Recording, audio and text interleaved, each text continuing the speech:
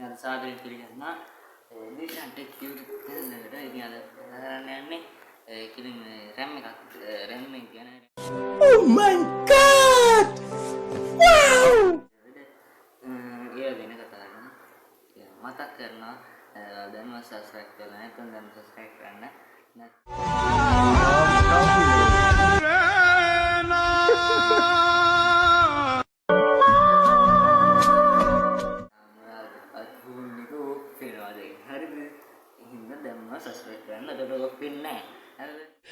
ओ भाई मारो मुझे मारो मारो मुझे मारो मारो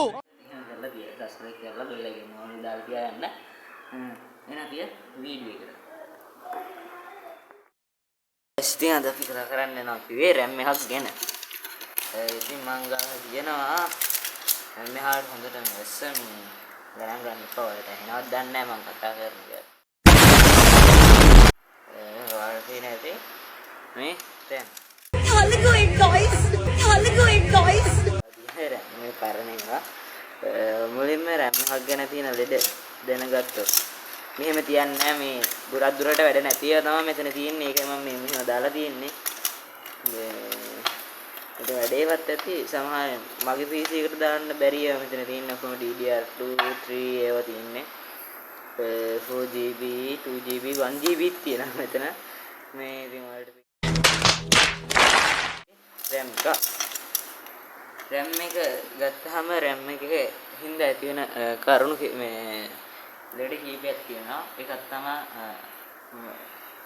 කම්පියුටර් ඔන් වුණාට පෙන් ඩිස්ප්ලේ පෙන්වන්නේ නැතුව යනවා. ඒකත් එක්ක කරනවා.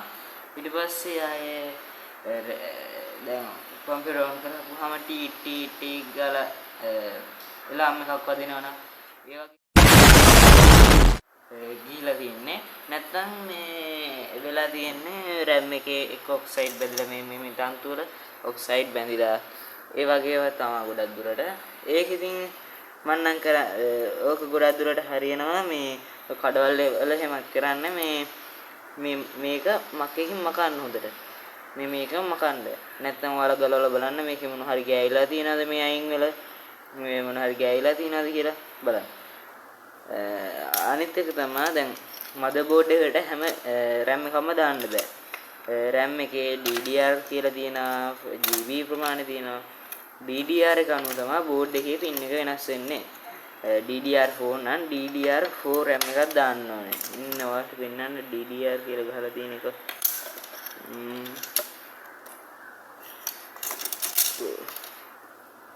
කොහෙද තියෙන්නේ මේක?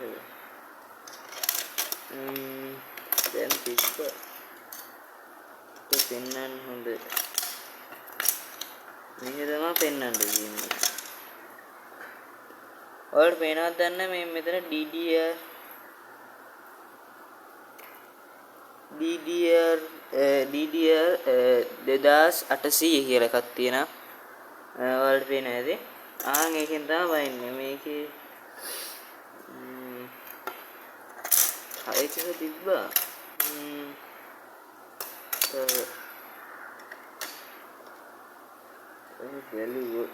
මේකේ තියෙන DDR2 කියලා. ඔයාලට පෙන්නන්නම්. පේනවද දන්නේ හරියට මේ පොඩ්ඩ. මුන්දයි බුන්දයි වගේ ඔයාලට පේන්නේ නැතුව ඇති සමහරට. මෙතන තමයි මේ ස්ටිකර් එක ගහලා තියෙන. ඒක තමයි පෙන්නන්නේ. ඉතින් ඔගේ ගොඩක් දුරට RAM එකේ නිසා තියෙන කරුණු කොහොම තමයි. ඊළඟට ඔයාලට මොන වගේ දෙයක් ගැන ලෙඩක් ගැන දැනගන්න ඕනේ. දැන් සාමාන්‍ය RAM එකක් ගත්තාම ගහනවා නම් ඉතින් 4GB වලින් උඩ ගහන්න ඕනේ ගහනවා නම් කම්පියුටර් එක. නැත්නම් ඉතින් මදි ඉතින් වැඩක් කරගන්න අමාරුයි. මගේ 8GB RAM තියෙන්නේ කම්පියුටරේ. අදකට ඉතින් එහෙම තමයි.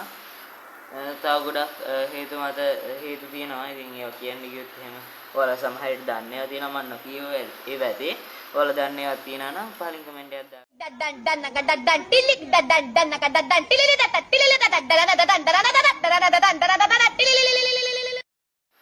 දැන්ම subscribe කරුවා නැත්නම් subscribe කරලා අපිත් එක්ක එකතු වෙලා දිගට වැඩ ටික කරගෙන යන්න.